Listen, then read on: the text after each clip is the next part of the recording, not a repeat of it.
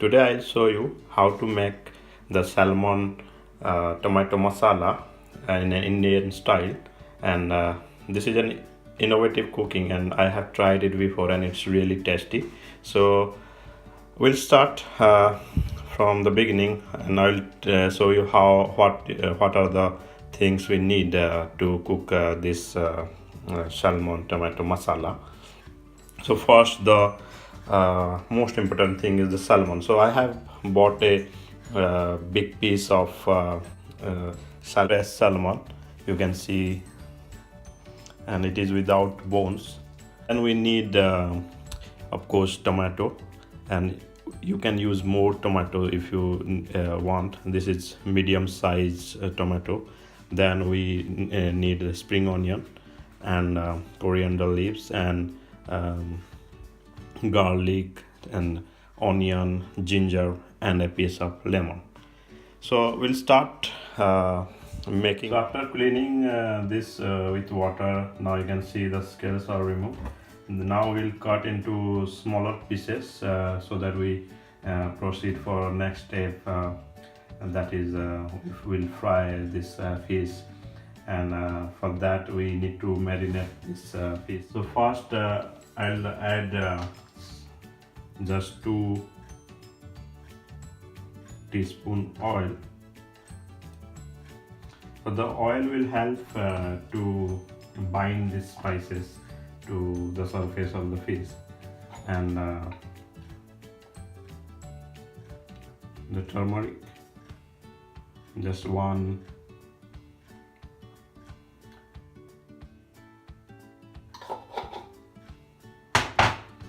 and chili powder. So chili powder is optional if you don't want to add.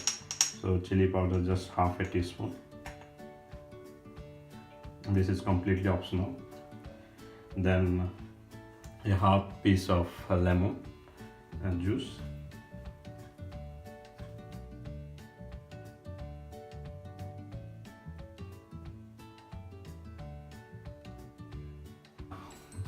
We need to add some coriander powder.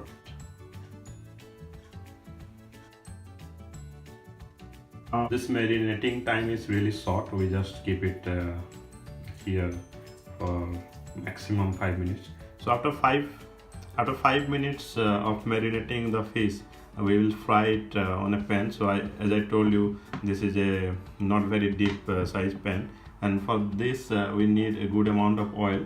So I'm using here raffsala oil. So I'm heating the oil in medium high to high flame, and we start frying. And for that we put the skin side downward like this, and we don't have to cook for long. So after 2 to 3 minutes of frying, we have to turn this upside down, and you have to do it very delicately like this. You just turn it like this, and the other pieces also. So turn it calmly so that it should not break and it should stay intact. So after frying, you'll see this fish will become like this, and it is nicely fried, and there are still some oil, but I have soaked most of the oil through by using paper towel. And now we'll start making the tomato masala gravy, and for that we have chopped onion and the coriander leaf and the tomato, but we have grated the ginger, and we have chopped garlic. So we'll start making the gravy now, and I'll show how to make that.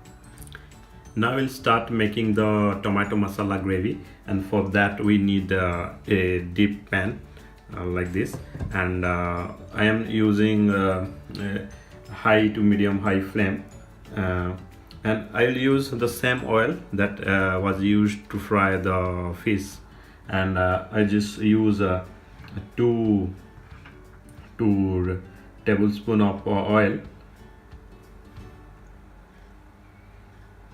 to fry the vegetables and make the curry. So just 2 spoon of oil, and now we'll start the process. So first we'll add garlic,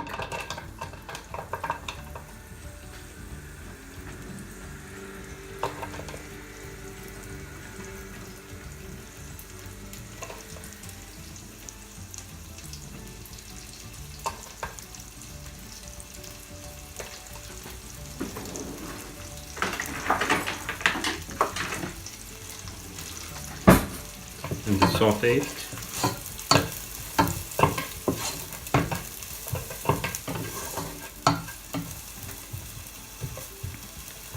And immediately add the grated ginger,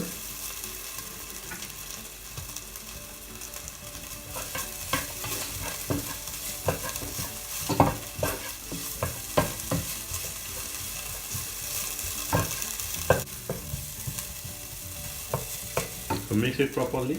Then we add onion,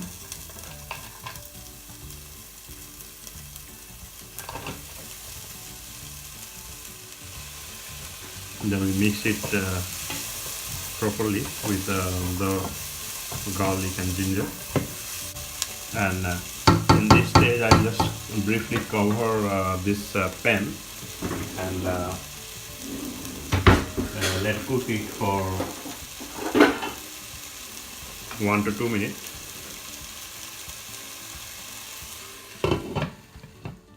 So after 1 to 2 minutes, just remove it and add tomato to it.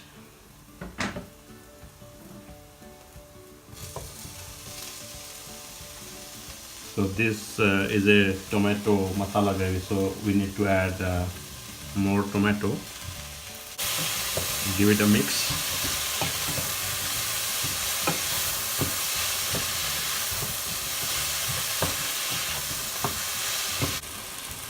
For powder masala, we'll add half spoon of turmeric, then chili powder. So this is again optional. So if you want, then so this is half a teaspoon of chili powder. Then the garam masala. So basically, many people they add garam masala at the end, but here I'll add just half a tablespoon of garam masala during this stage. Then salt to taste.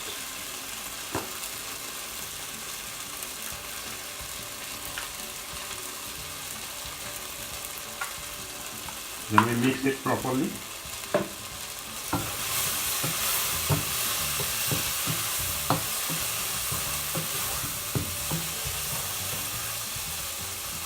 Then we add chopped coriander leaf. So I like to add the coriander leaf. Then we mix it and cover it for a while.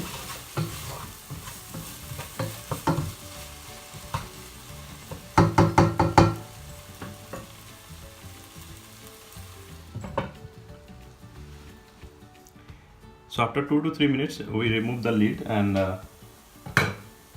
mix it. And now you can see the masala is at least 70% cooked. So in this phase, I will just take 70%, 60 to 70% of the masala on a plate. The rest I'll leave on this, and I will stop the flame and I'll let this cool.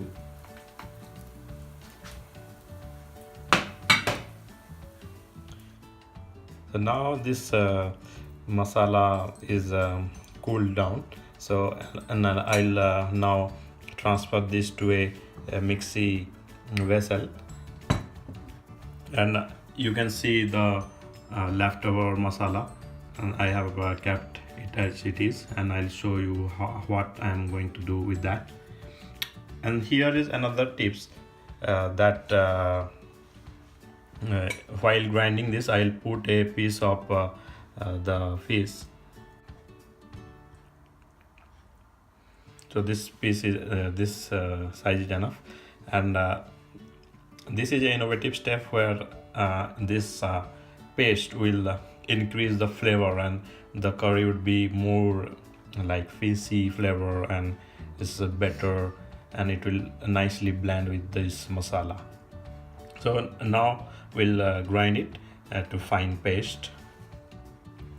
So after grinding, you will see this will make a nice paste, and if needed you can add more water, because sometimes it's difficult to grind the dry masala, so you can always add more water to it.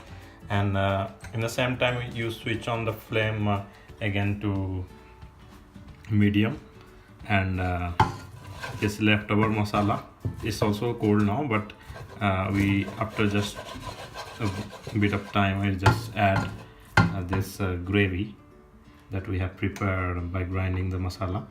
So add the gravy to this.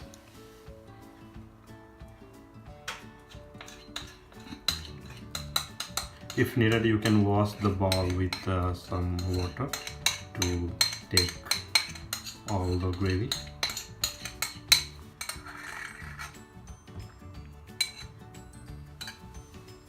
Now just mix it.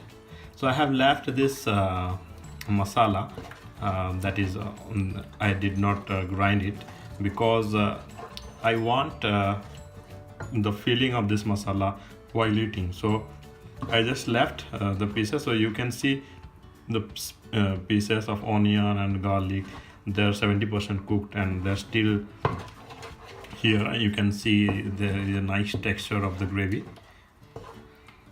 So heat it. So we are almost in our last step.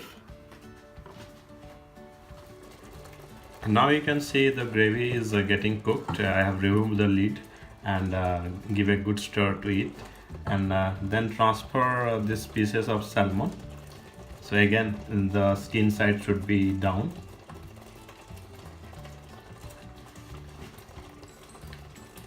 Be careful. Now with the help of a spoon, just coat the pieces of salmon with the gravy. So I'll show you how you can do that. So just take the gravy and cover it on the top of the salmon. As you can see, now it's covered, and in this stage we just put the lid for 2 to 3 minutes, and we still keep the flame on low.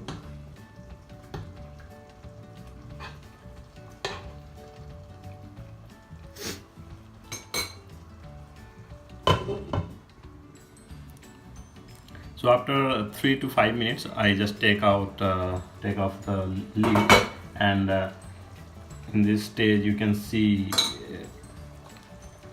the flavor is getting inside the salmon, the masala and all.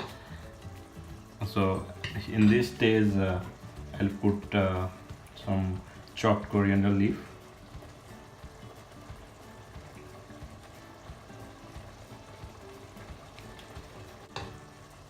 Again I'll just cover this for maximum of 2 minutes. Then we are done with our salmon tomato masala. So we cover it and leave it for just 2 minutes.